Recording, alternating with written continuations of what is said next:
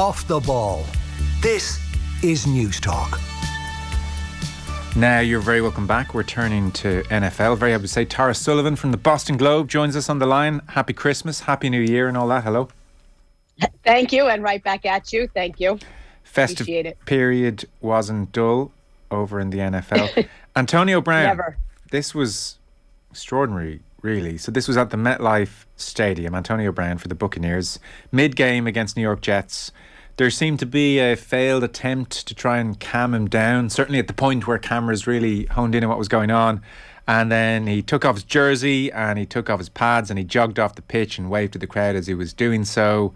Wide receiver, 33 years of age, controversial figure down the years, which we can get to in a moment. But just with regard to this specific incident, I saw the Bucs head coach, Bruce Arians, was asked afterwards, what's all this about? And he didn't seem to have any idea. There's been talk of an ankle injury. Can you explain what's been going on with Antonio Brown over the past week? Well, in the big picture, not a chance can I explain Antonio Brown. I think this is, as you alluded to, this is a guy with a long history of different incidences, and this one is the most recent. In this specific case, we don't know yet because Brown himself hasn't given a specific explanation. There's been some different reports that, Arians wanted to put him in the game and he refused to go in. So Arians told him to go to the locker room. And then there was something kind of spread from his side that he didn't want to go in the game because of an injury, which presumably would be the ankle, which he had in the past. But that, I don't know. I don't know if I believe that, to be honest. It seems more like an after-the-fact explanation because, one, I saw him dancing through the end zone as he was jumping up and down and waving to the crowd and stuff on the way off the field. And he was, really close to a lot of salary bonuses. So, to me, if the argument was, I want to be in the game, to get those bonuses, I think, because there was some contention that maybe he was annoyed at not getting enough targets. So I don't know which way you can have it with Brown. I just feel like he doesn't get the benefit of the doubt in my estimation. Yes. And is he now officially cut from the Bucs? Because there's been confusion about this, and maybe there have been suggestions that they don't want to use him anymore, but they don't necessarily want him to end up somewhere else. So what's his status at the moment? Yeah, that's a great question. I actually didn't check today. My understanding, I think I saw a reference to him actually finally cut today. It was interesting because of the way Arians said in the immediate aftermath of the game, like, he's no longer a Buck, right? Like, he just said, yeah. So he was essentially telling us we're going to cut him. It's never that simple in the NFL. I'm sure in any of the pro leagues around the world, right? There's always a financial ramification, what you have to pay when you cut somebody, and there's going to be lawyers about how much they owe him and that kind of thing. So whether it just gets gummed up in the works is always kind of part of the equation. I guess there's always concern he hooks on somewhere else, but who in their right mind would sign him on right now? I don't see how it happens. What was interesting is that the head coach, Bruce Arians, had been talking on a podcast just a few days ago, and he had been saying of Antonio Brown, who, as you say and I mentioned, has been a deeply problematic personality to handle for various teams for a long time.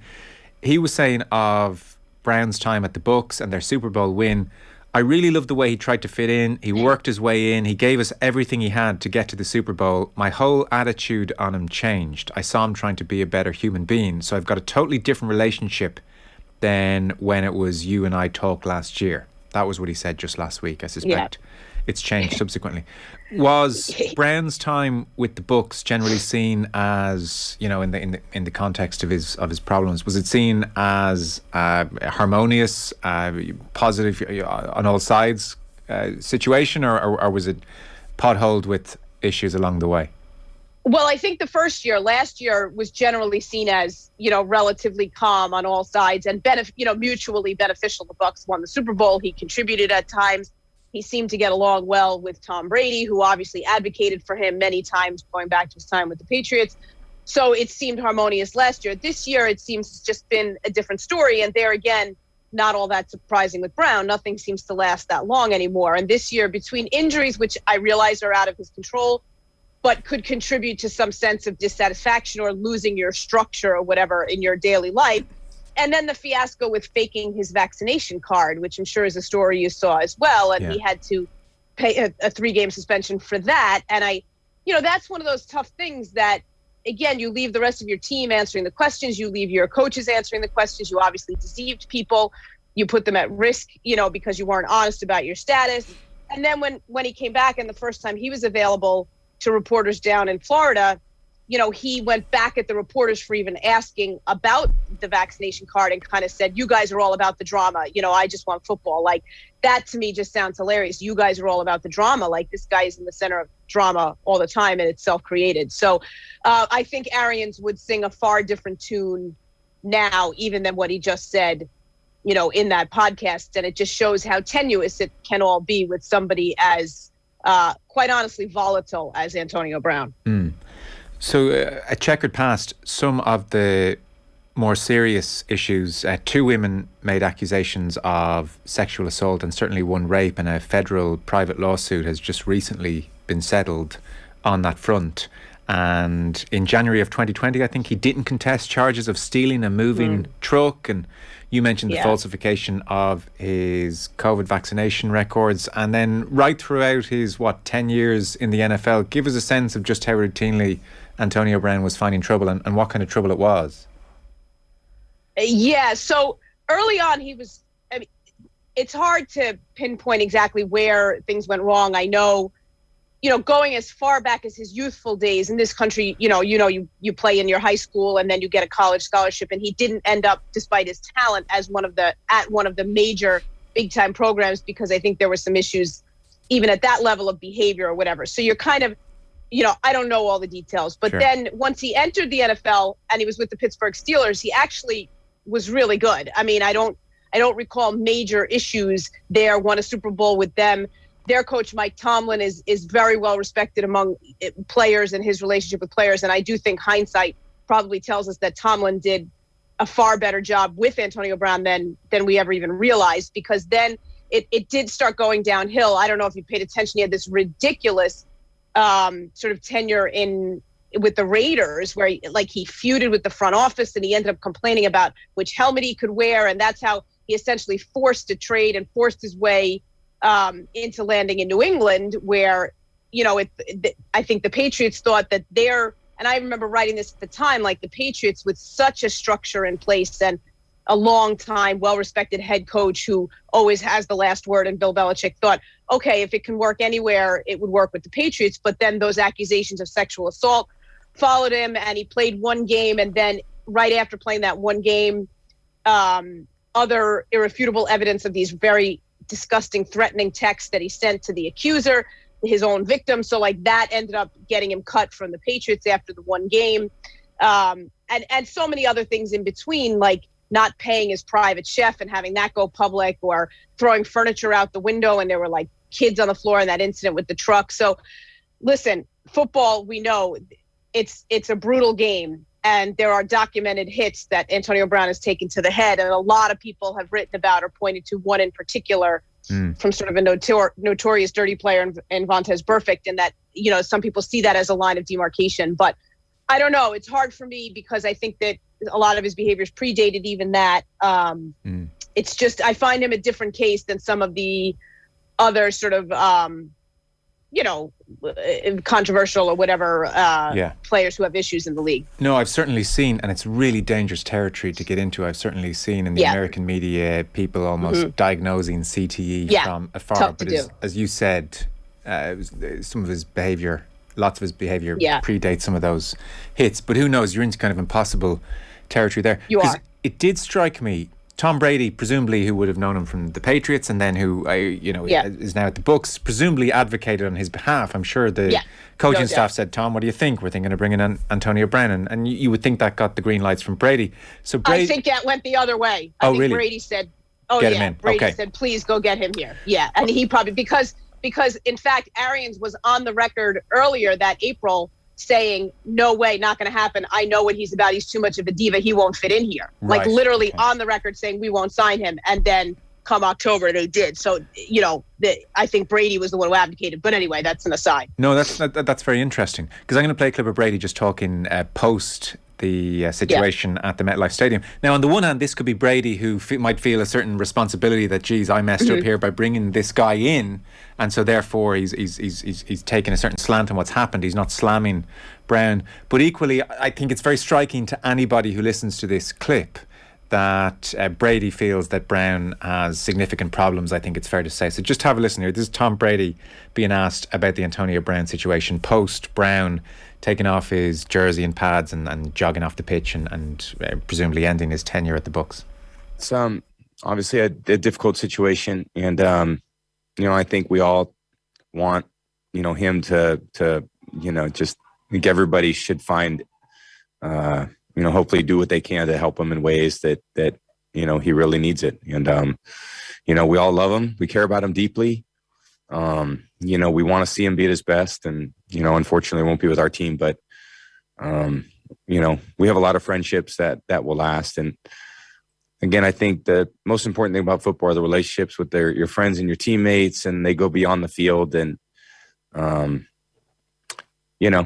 I think everyone should be very compassionate and empathetic toward some very difficult things that are happening.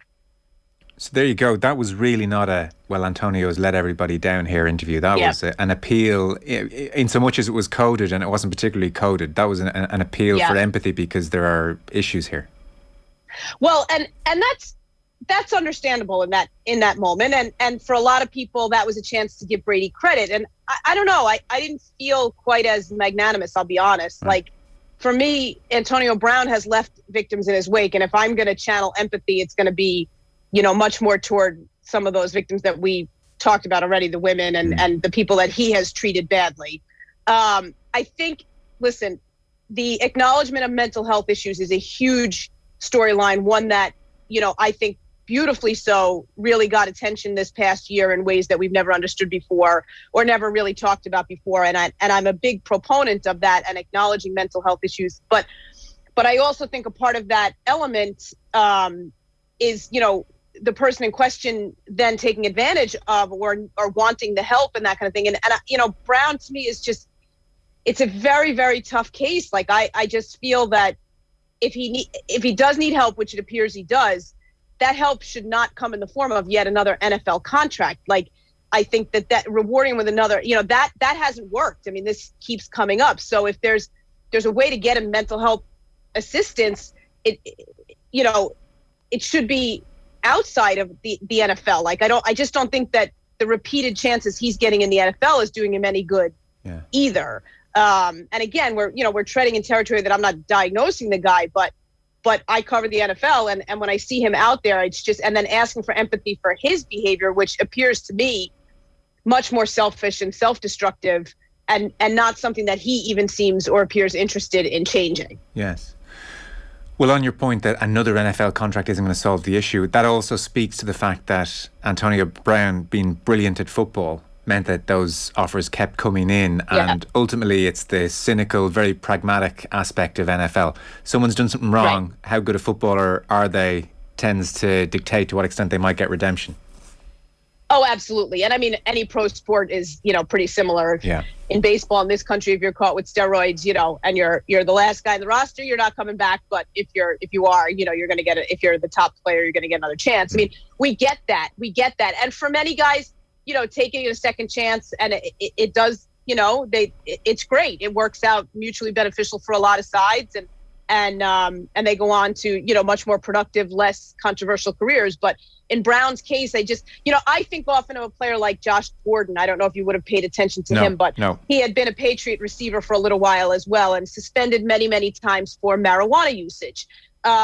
And clearly was very open with his mental health challenges and why he had a difficult time letting go of the marijuana, and really just derailed his own career through that. But to me, like, that's somebody who clearly, this is just my opinion, but, the empathy would be there because he wasn't hurting anybody else. He was hurting himself. And I just feel that Brown's case, especially as it includes violence towards women, and, for me, I just don't think, bringing him back, these NFL chances have done nothing to change it. In fact, even those who profess to get him help while he's in the NFL structure, it just doesn't appear to be changing anything. So to me, he's run out of chances. Okay.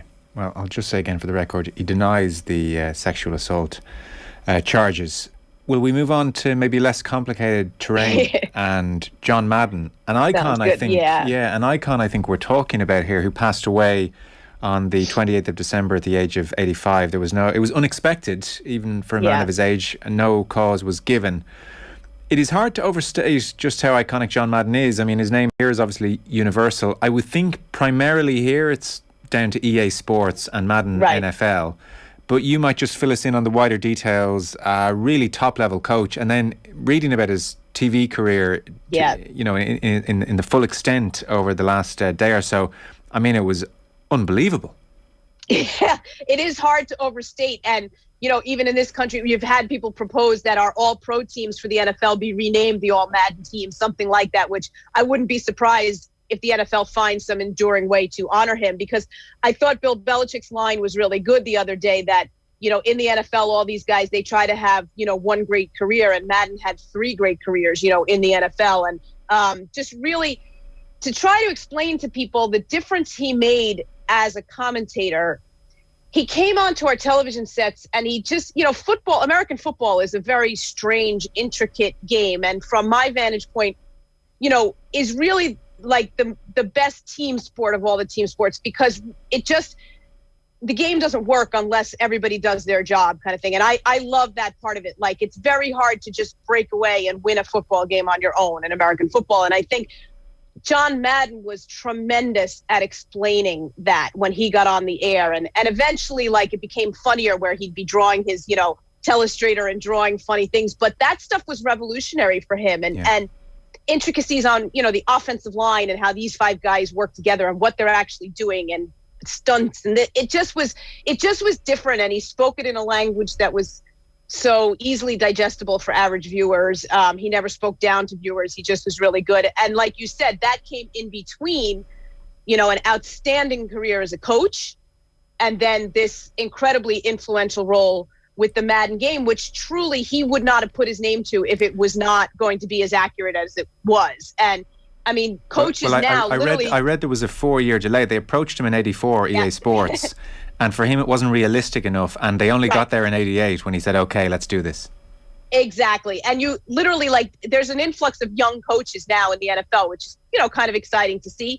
All of them grew up not only playing the game, but playing Madden, and setting up plays and taking controls as if you're the coach and devising plays. And it's an entirely legitimate element of the game now that didn't exist in a prior generation. And that's, all down to one man putting his name and his reputation to that game. So, you can't really overstate the influence John Madden had. And then just such, by all accounts, not somebody I knew personally, but by every account, just an incredibly well-liked, well-respected, loving man, loved his own family. His kids have been on the record talking about it. How can you not, just appreciate somebody like that, what they brought to the game, what they did for the game, and just what appreciation he seemed to have for all of it and how much he loved doing it. Yeah, well, to put an Irish slant on the telestrator, John Giles, a legendary football pundit over here, spent some time as a player in the States and saw Madden and the telestrator and brought it back to Irish TV. So, see, there you go.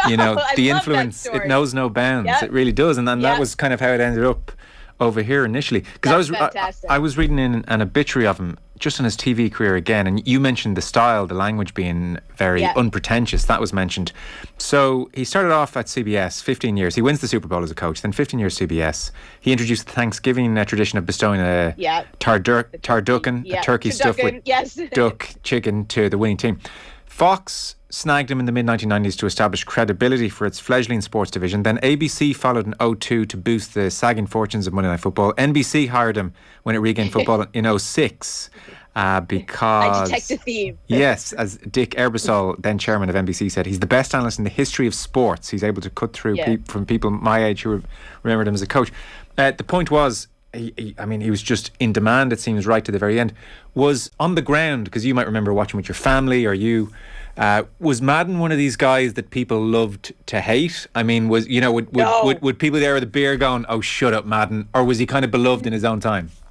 No, that was one element that wasn't really there with Madden, because I know, Aikman now, having played for Troy Aikman, having played for the Cowboys, I live in the Northeast, and Giants fans can't stand when he's on the call, right? Or Tony Romo or whatever, because they feel different biases or things like that. I do not remember that being the case with Madden. I think that he spoke from a perch of loving football, like not loving one team or coming from one team. And I think that really came through. And he really came from a place of truly trying to illustrate for people what was going on the field. It was never about him. And I think that's something different. Like, John Madden, look at him, right? He was this imposing figure anyway, and physically speaking. And I think all of that just helped him be very comfortable in his own skin, even as an analyst. And he did. He set the bar. I mean, Howard Cosell in American sports was, probably the first guy to really do that. But Madden, when it comes to the NFL, they just were synonymous for all those years because he loved everything about it, the whole league, all the teams, and I think that really came through. Okay, so it's an extraordinary thing that potentially the most influential person in NFL didn't actually play in the NFL. Isn't that crazy sometimes when you think about that stuff? Yeah. But it just shows that argument has never carried a lot of weight with me anyway. Like, people who play bring a certain perspective and it's really valuable. But, I get that a lot being a woman in the business. Like, how can you write about it? You never could have played. And I often say, like, the doctor who delivered my 2 children never gave birth to a baby either. Like, we can all learn things, we can all learn and we can all explain. And I think anything good you want to say about John Madden is gonna pass the test. Well, I wouldn't think the 3 lads snacking on fries next to you in the press box were playing in the NFL either, to be fair. That is very true. And I often say that too, like, you don't have to have been president or prime minister to cover politics, whatever. Yeah. But it's one of those arguments that often comes up and is used as a bludgeon sometimes. It just doesn't hold water. No, I'm sure. Well, there you go. Antonio Brown and John Madden. That's quite the full spectrum covered, Tara. Yes. Thanks so much. Sure. Appreciate it. We'll talk to you soon. All right. Happy New Year to everybody. Likewise. Take care. Tara Sullivan there of the Boston Globe. I'm sure we'll chat to, I think the last game of the regular season's coming up, so we'll chat to Tara, I'm sure, plenty over the next couple of weeks. Off the ball on News Talk.